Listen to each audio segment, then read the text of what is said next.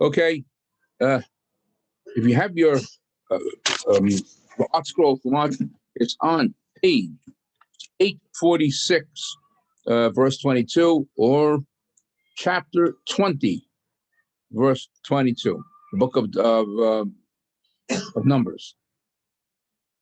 Okay, so the Torah says the following: Vayisumi Kodesh, and Bnei Yisrael traveled from the place Kodesh. Vayavo Bnei Yisrael kol ha'ida horoha. And all Bnei Yisrael came, all the congregation of Bnei Yisrael came to the place known as Hor HaHar. Now, interesting name. Har is a mountain. Hor HaHar is like a mountain of a mountain. So Rashi says the following. Let me get it. That it was there was two parts to the mountain. There was a lot. The bottom was wide, and on the top was a smaller part of the mountain. So it was like a smaller mountain above a large bottom foundation of the mountain. That's why the name Korahar. Okay. Yeah. And the next verse 23. By Yomer Hashem el Moshe v'Aaron b'Hor Hahar, and Hashem spoke to Moshe and Aaron on Hor Hahar. A gavul eretz Edom lemor. It was on the boundary of the land of Edom. So that and Edom is a descendant of Esau. Okay. Now, Yeosef Aaron alamav, let Aaron be gathered into his people. That's an expression saying that he will die. Kilo Yavol Oretz, he will not come into the land of Eretz Israel. Asherasaki l'bnei Israel, the gate of Bnei Israel. Al Hashem Yisem Es Pi L'Meim Rivo, because you rebelled against me by the borders of conflict. If you recall, that refers to the beginning of the parsha, where Hashem told Moshe to speak to the rock, and he did not speak. He hit the rock. Okay, so because of that, first Aaron dies, and later on, before they enter Eretz Israel, Moshe will die, and that's the last parsha of the Torah. So and next verse is the following: Kach es Aaron. Moshe is told, take Aaron, the es Elazar, and also Elazar his son, the hal osam hor, let them ascend hor hahar. Now Rashi says, what do you mean take Aaron? So Rashi says, a lot of times you see that expression doesn't mean just a take, but rather b'divrei nichum, console, words of consolement. Amalo, Moshe said to him, Ashrecha shetire kisrecha b'necha. One thing you should have, it could be a consolation to you, that you will have your children, your son, following in your footsteps, and your son Eliezer will be appointed as the Kohen Gadol. Moshe Rabbeinu knew that his sons will not take over the rule. Interestingly enough, we find Aaron's son did, and his name is Elazar. He became the high priest, but Moshe not. We know very little about Moshe Rabbeinu's children. But they were not in the level of Joshua. Joshua eventually took over Moshe's rule. Okay. So he says, and I quote the Rashi. Rashi says, fortunate you are, that you see your crown is being given over to your son Elazar. Moshe knew that his sons will not take over his leadership of Bnei Israel. And we know very little about his sons. Of Yoshua, because he was the greatest disciple, he took over the leadership from Moshe Rabbeinu.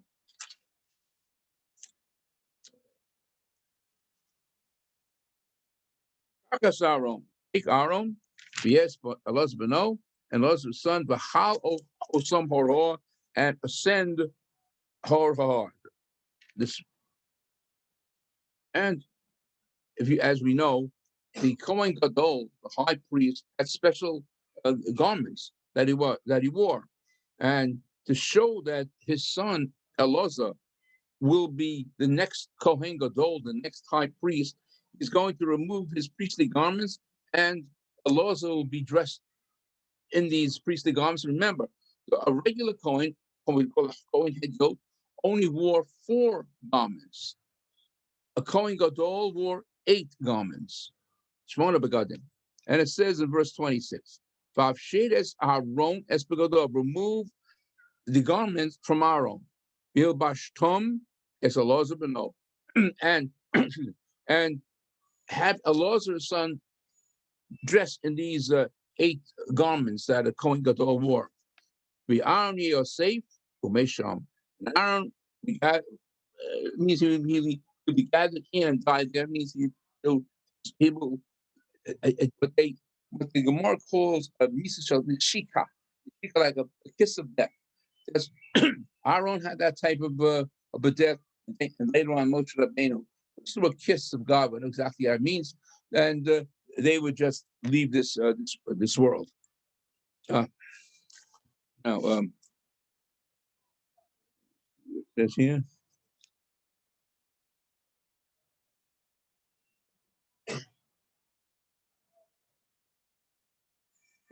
Rashi goes through the steps of how it's brought down in the Midrash Tanchuma.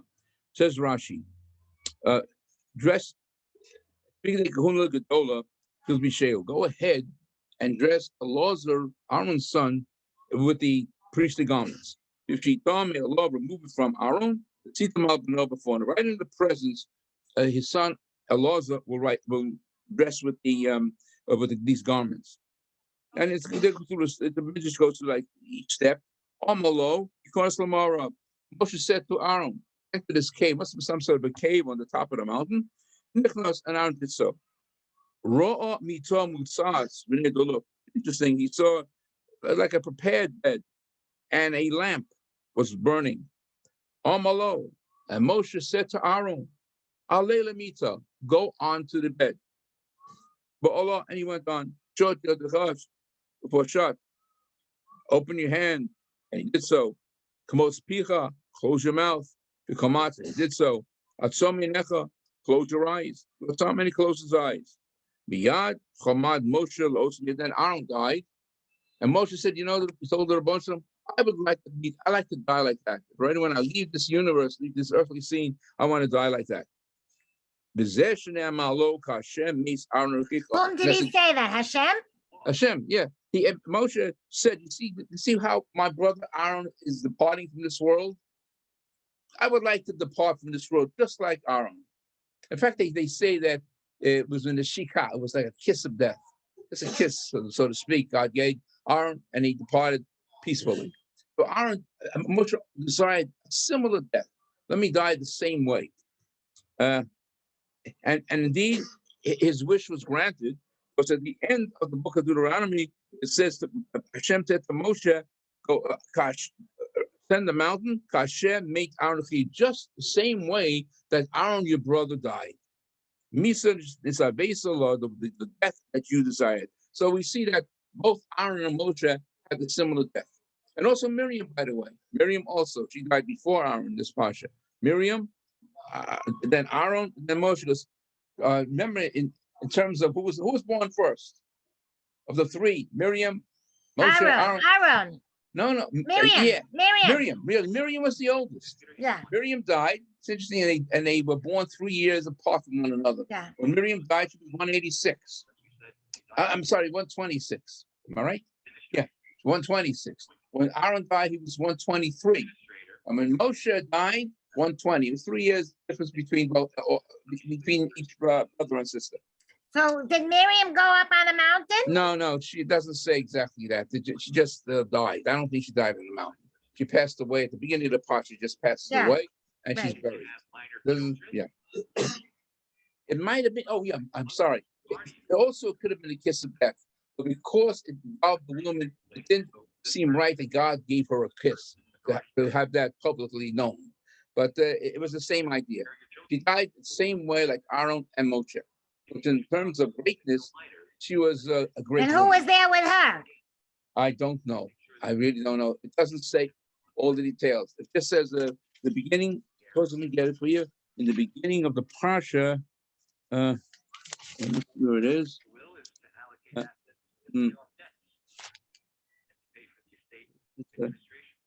Oh yeah, you look back in chapter 20, verse 1. It doesn't. It just says after. It just says by Yisuf by Yavov b'nei Yisrael kol eidah midbat says the b'nei Yisrael, all the congregation of Israel entered the desert of Sin. B'chodesh Rishon, the first month, most probably must have been Nisan. But Yeshuv Kodesh, and the people settled in Kodesh. But Thomas Shom Miriam. All it simply says is that Miriam died there at the Kodesh, and she was buried there. Yeah. Okay. So it doesn't go into detail exactly how it was, but we're told by our sages that her death was similar to Moshe and Aaron. It was like a neshika, it was through a kiss, so to speak. Okay, that was the highest form of dying, I suppose. What verb does that come from? Shita. Neshika, neshika is a kiss. Neshika. Oh, okay, kiss. Okay. That the word means a kiss. Yeah. Oh, where are we? Okay, verse. I think back on chapter 20, verse 27. I think we're up to that. I think. Vayas Moshe kasher tzivu Hashem, and Moshe did like what Hashem commanded him. Vayilu al Hor, and they called it in front of everyone. They went on top of Mount Hor Hahar. Vayav Sheikh Moshe Adonis Gadov, and Moshe removed the clothing from Aaron. Vayalbeshu Sam as Lazar Beno, and he dressed Allah's son right in his presence. Vayomas Aaron Sham Barosh Hahar, and Aaron died at the top of the mountain. And after that, Moshe descended with Elazar from the mountain. And all the congregation saw Aaron, since Aaron did not come back, didn't come down from the mountain. They saw that Aaron died. Notice the language it says over here. And it mourned for Aaron for 30 days, Kol Beis Israel, the entire house of Israel.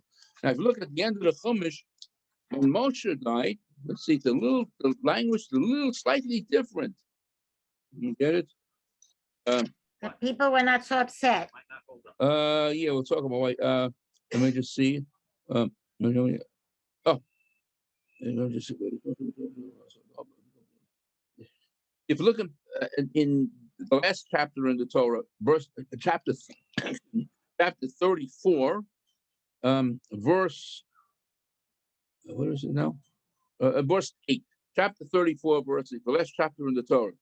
And Moshe Rabbeinu died. And there it says, verse 8, Vayivku b'nei Yisrael es Moshe b'yarbos Moab shoshim yom.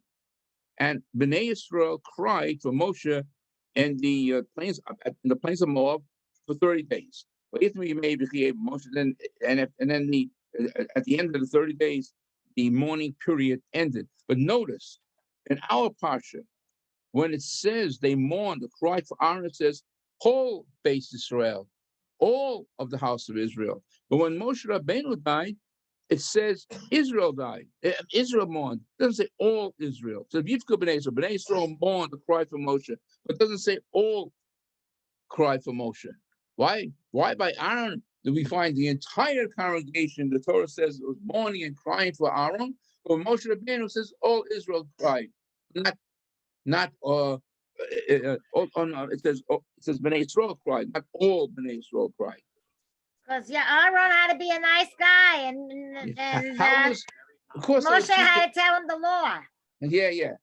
Because he was the policeman. That's exactly the answer. Aaron had to be a friendly type. He was a person who would try to bring peace between people if there were arguments. He was a man of peace, man of shalom. But Moshe was a different character. He had to teach the law and order, how it had to be. So he was a little more, I suppose, a little tougher with the people. But also, he wasn't approachable, and he had to cover his face. That's true too. All these things. So all of those, right? You couldn't have a relation, so have a beer with him, as they say. You're right in that. That's just it. Moshe was a little aloof from the people. Aaron was more with them. He was a friendly type of a person. So everyone felt Aaron as if there was an argument between families or a family problem, he would be able to solve it. But Moshe, like you said, he was the one who taught the law. he wasn't involved in bringing peace among people. He was not known for that. He was the Rabbi. He was a teacher, and he had to give the law and order the way it is. So that's why when he died, it says Bnei Yisrael cried for him. When Aaron died, all Bnei Yisrael, they felt it more because Aaron was more with the people. And Moshe, like you told me, he wore a veil over his head. He was not approachable as Aaron was. So the two different people. Both were, like we mentioned before, of course, Moshe Rabbeinu was the greatest prophet that ever lived. He certainly, in terms of prophecy and in spirituality, Moshe was greater than Aaron. And in terms of dealing with people, Aaron was greater. Okay. Let's see. Yeah. You can't always go by the crowd. Yeah. Well, there were two different people and different roles they played. Where are we now? We actually okay, that's that part. Just an interesting point that the Gemara brings down back to verse 26, where it says that Moshe was told to remove the garments from Aaron. Now, so just the Gemara poses the question. I'll quote you the Gemara from Moed Katan. The Gemara says, Tiny, we'll learn in a brisa. Omar Rabbi Loza. Rabbi Loza said, Loma nismechas misas Aaron levigdei kahuna. Why do we have the death of Aaron juxtaposed to the garments of the priestly garments? Couldn't you just say Aaron died? Why do you have to bring down that the garments were taken off from Aaron and put on to his son Elazar? So the Gemara says, Lo malacha, to tell us that there is an association between the garments and the death of Aaron. Lo malacha, this teaches you. Ma big kahuna machaprim, just like the garments, the priestly garments, atone for the people, will do the service, and the Gemara brings down not here what each garment atones for. Likewise, when a tzaddik dies, when a righteous individual dies, it also atones for the people. So it atones for the iniquities that they committed. So there's this. So we see the garments of the Kohen had power just like the death of the Kohen Gadol.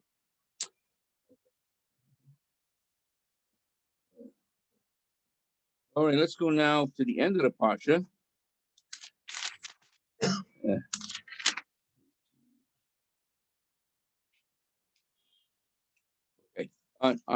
It's in the Art Scrolls. It's on page 852. You don't have the Art Scroll. It's chapter 21, verse 20. Yeah, right here. Chapter 21, verse 21. Yeah.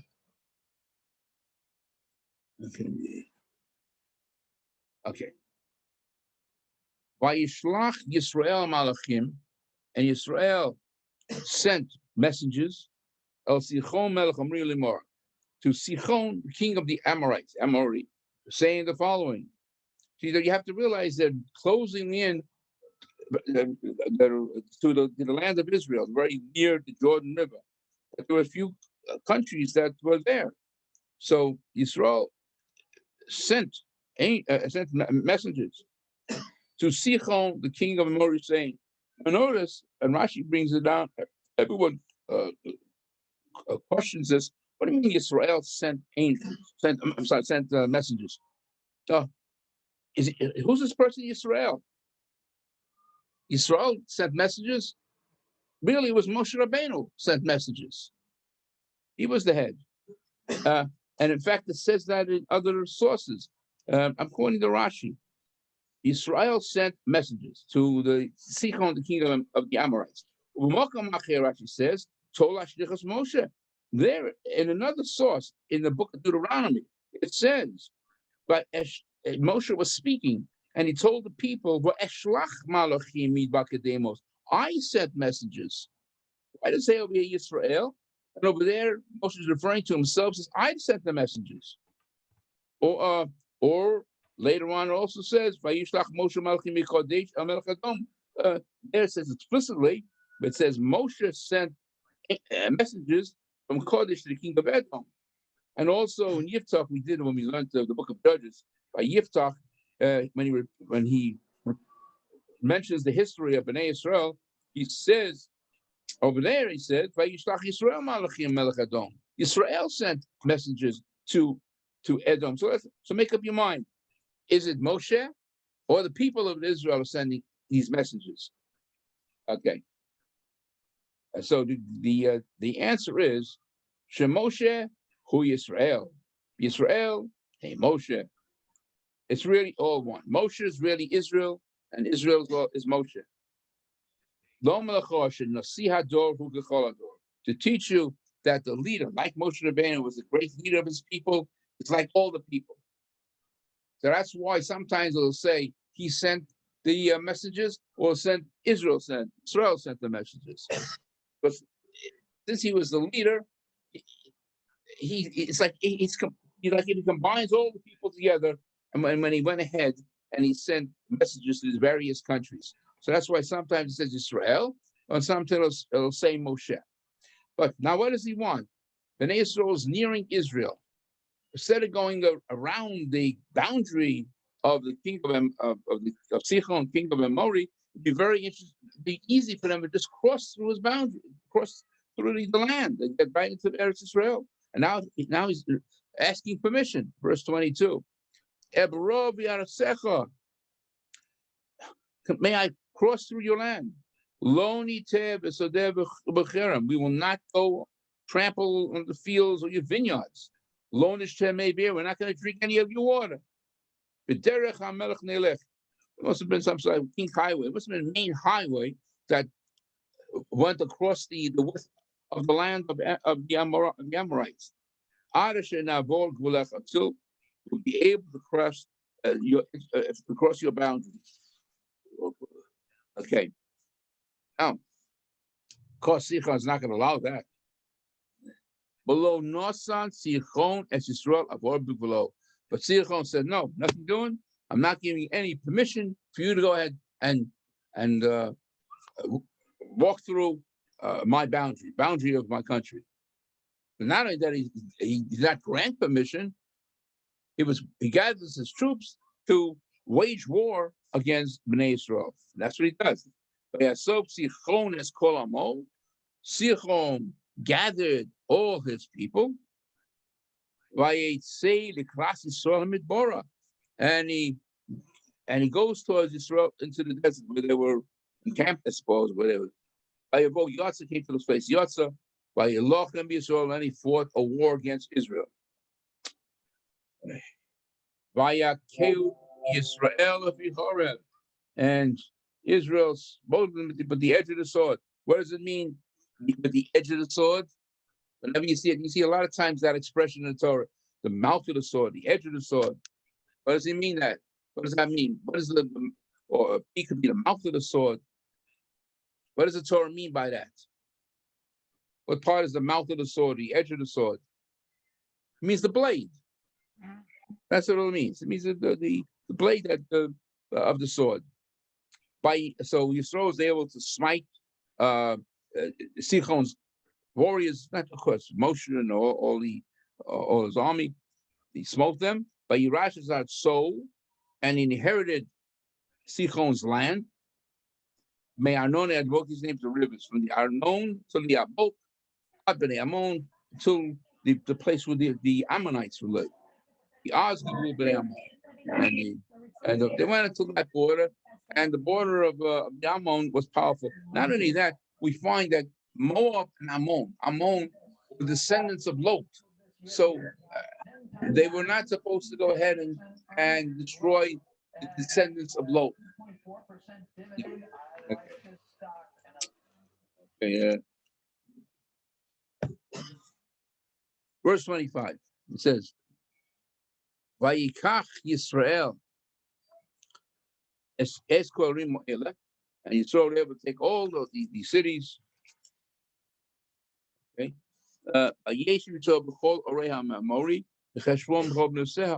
And then Israel inhabited all the cities of the Amorites. The city of Cheshbon was a major city. It must have been the capital city of Sichon.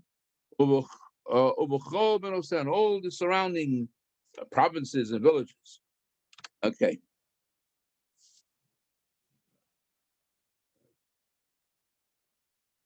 Rabbi, why did they say Moshe had a sword? What'd you say? They said Moshe had a sword. A sword? Yeah, by the edge, right? The sword. By the edge of the sword, yeah. I don't know if Moshe Rabbeinu actually fought. Must is the soldiers fought. I didn't hear you. The soldiers must have fought. I don't think Moshe Rabbeinu really was involved in the war. Because if you look over there, it says by Israel, verse 24, Israel smoked the Amorites by the edge of the sword. I don't think he's referring to Moshe Rabbeinu over there. I don't even know if Moshe Rabbeinu was not. He didn't have a sword. No, I doubt it. I don't think he fought. No, Aaron. I don't think he actually fought in the war. But even it says when they crossed the Yam Suf, didn't he say he stretched out the sword or something, the blade? No, it said mateh, staff. Stretch out your staff. The only time we find Moshe Rabbeinu actually killed a person was when he saw an Egyptian beating a Hebrew. Yeah. It was the only time we saw it. But even then, he didn't kill him with a sword. He just poked him out. I don't know what he did. And he was able to, oh no, I'm sorry. He used the Shem HaMaforash. He used God's name. And the person died.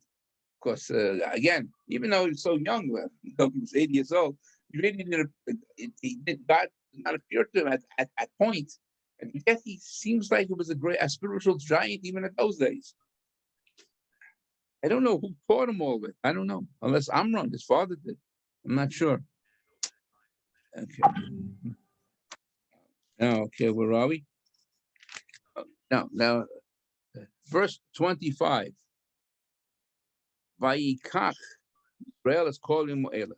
And Israel took all the cities that were part of the city of the Amorites. Yeshiv Yisrael b'chol or Mori, b'Chashbon b'chol b'Nosah. And Bnei Yisrael settled in all the cities of the Amorites, in Cheshbon and all of its surrounding cities. Okay. In Cheshbon, originally, this is the way it was. Originally, Cheshbon was the city of Sichon, the king of the Amorites. The Cheshbon was the city of the Amorites. That was like the capital city. Originally, he fought against the king of Moab. I don't know, and he was able to take Moabite land from him until Arnon. Okay, it seems like Moabites originally had that property, that city of Cheshbon, all that area. And Sichon, the king of the Amorites, were able to drive the Moabites out. Now, there's a reason for that, because normally they would not be able to fight against the Moabites, because, again, they were descendants of Lot. And the same thing I talk about Ammon, the same thing. Ammon was descendants of Lot. And Bnei Yisrael did not attack them at all. But over here, the only reason why they were able to take this land, which was originally from Moab, although they're also descendants of Lot, is because because Sichon was the king of the Amorites, were able to took it away from the Moabites. Yeah. Didn't that also happen, something like that, with Balak? With what? With Balaam. Bilam? Yeah, Bilam. He's going to say that. Bilam was the one who cursed them, who cursed the Moabites, and said, and this fellow Sichon Melech Amori was because of what Bilam did, because of his curse, he was able to drive out the Moabites. He's going to say it soon. Right in the next verse. In verse, it said over here that originally Heshbon was owned by the Moabites, and Sichon, the king of Amori, was able to drive out the Moabites, and now Israel was able to defeat Sichon, the king of the Amorites. Because if the Moabites were still there, Israel could not go ahead and attack them. Because Moab and Ammon were the descendants of Lot. So they were like not involved initially in battle. But since Sichon, the king of the Amorites, were able to drive out the Moabites, then Israel was allowed to go ahead and conquer Sichon and that whole area that originally belonged to the Moabites. Now belonged to the Amorites. The way the next passage is alluding to it in verse 27, it says, Al Kain Yom Ruhamoshalim. Therefore, those who what do you call it? Proverbs or prophecies, and they were referring to Bilam. He mentioned that Bilam went ahead and said the following: Bo Cheshbon Tibonev Sikonir Sichoni. They prophesied that eventually this area that belonged to Moab will be taken over by Sichon, and he'll go ahead and build a city and establish it as his capital city. And as verse 28 says that a fire will come forth from Cheshbon, a flame from this what eventually became the cities of Sichon, Ochla or Moab, consume our another place, our Moab, Bali most are known, and they were the ones who will control the high places of by the river of Arno. But anyway, this is originally it was Moabite territory, but the Bilam prophesied that, and he was able to curse Moabites, that Sichon will be able to drive them out. There's Oilecha Moab. That's the next verse. This is like what Bilam went ahead and cursed them. Woe to you, Moab! You'll be lost. The nation of Kamosh. Kamosh was the god of the Moabites. No son, your sons and your daughters will be taken into captivity by Sichon, the king of the Amorites. You read me mentioned before. Bilam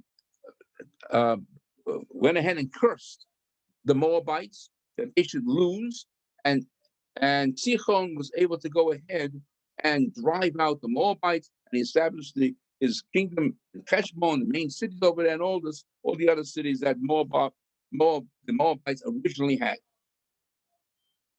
Okay, and he just mentioned by Niram, Ovad, Heshbon, Adibon, and the Malchus, the kingship, was destroyed from Heshbon until Dibon needs the Moabites' kingship. Menashim Adnofach Asher Midvar mentions these places, and he was able to destroy it until the place Nofach made Vav. Okay, next verse. Vayeshev Yisrael, and Yisrael inhabited Eretz HaMorit. Now they're able to settle in the land of the Amorites because the Moabites were driven out by the Amorites. So now they were able to take it over. If the Moabites were there, they wouldn't be able to do this. Right, verse 32. Vayishlach Moshe v'Gilus Yazer. Moshe sent people to spy out the land of Yazer, and they would be able to go ahead and conquer it. By Yosh, the Morish Shom, and they're able to drive out the Amorites over there. Okay, next war, the last war mentioned in the Torah over here in this portion. But if no way, and they turned and they went up the road of the Bashan. By Yetze Og Melech Bashan Likrasam, and Og, the king of the Bashan, came towards them. He and all his people to war against Israel in the place called Edrei. Now, by Yom Hashem Moshe Al Tzuroso, and Hashem said to Moshe, "Don't be afraid of him." If God said to Moshe, "Don't be afraid of this fellow Og, the king of the Bashan," why should he be afraid of him? The guy had to tell him, "Don't be afraid of him." What did Og do many years before? Og lived a very long life. What did Og do in the time of Abraham Avinu? He was one of the kings. He went ahead and told Abraham Avinu that his nephew Lot was captured. Remember the first recorded Torah, 4 against 5 kings? He lived a very long life, Og, and he had this great merit by coming to Abraham, telling him that his nephew Lot and family were captured. And by doing so, Avram was able to pursue those kings and get Lot back. So he had a big schos. He had a great merit. Og had a big merit because by telling Avram Binu about what happened to his nephew. So Moshe Rabbeinu was afraid maybe this merit is so great we wouldn't be able to fight him. So therefore, God tells him, "Don't be afraid of him. It's okay. It's finished. He did a great thing, but the merits only last a certain amount of time. It's over already. It's many years ago." And that's why, again, in verse 34, it says, "Vayomer Hashem Moshe," and Hashem said to Moshe, "Al tirosu, don't be afraid of this guy. Oh, so in your hand, I'll give him over and all his people and all the land. Do to him like you did to Sichon, the king of the Amorites, who resided in the capital city of Heshbon." And that's exactly what happened. And the Bnei Yisrael were able to smite him, Og, and his children, and all his nation. Nobody remained. And they inherited that land. And the parsha concludes by Yisur Bnei Yisrael, and Bnei Yisrael traveled. They now encamped in the plains of Moab, which is like on the side of the Jordan River. Okay, opposite Jericho, opposite Jericho. And if you know, that would be the first city that Yoshua would conquer after Moshe died, and all the people would cross the Jordan River. They were able to conquer the city of Jericho. So they were parallel to the city of Jericho, which is on the other side of the river. Okay. All right. So, Rabbi, yes. how come the Midrash never says anything about Lot after he escapes from Sodom and Gomorrah? After they talk about his daughters? Yeah, then remember Abraham never says anything about Abraham and Lot after that. Oh well, because what happened was Lot had relations with his daughters. Right. Yeah, so it was something that Abraham was opposed to. So how it wouldn't look too nice. So it seems like they never really got together again after that incident. That's why. In fact, Abraham moved away from that area because word must have spread. Look what Lot did. He had relations with his daughters, and they had 2 children. I suppose that's the reason. Of course, the daughters meant well. I have to say that. But right.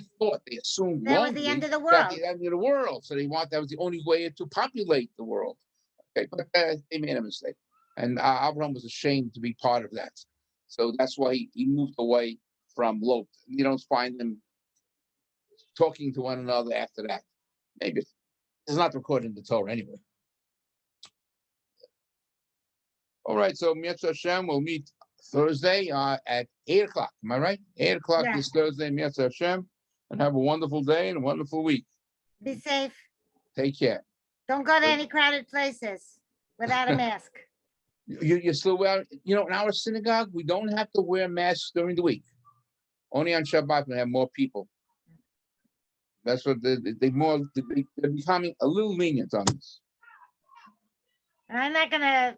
For me, it's. I have to wait till November. Okay. Well, I don't know. I don't know what to tell you. Do what you want. You have to do what you want. I want to see if it got bad in China again. It got bad in England again. Well, China I have no compassion for. That it started there. They knew all about it. But it got bad now. Now they're having another wave. Yeah. It's very bad in China now. I thought India had it. India has it, right? But it came back to China. China and Taiwan were nothing. It was nothing, and now it got very bad there again. Really? Okay. Well, let's hope this thing. It's hiding out. I don't know. It pops up here and there. It's hiding out and driving us nuts. You're right. Okay, let's hope for the best. We suffered enough. It's over a year. It's about, what's that, 14 months already? Yeah. It's enough. Schein genug, as they say in Yiddish. We had enough. I hope we could all come back together on Rosh Hashanah. That we have a full congregation. I don't know. don't know what's going to be. But I'll tell you, we're getting a lot of people on Shabbat now. That I'll tell you, more and more people must have had about. Now they have a kiddush inside. Yeah, but it's a box kiddush. Take home kiddush, something like that. Yeah. But eventually, I think they're going to want to have the standard kiddush somehow, a little with modifications. I don't know.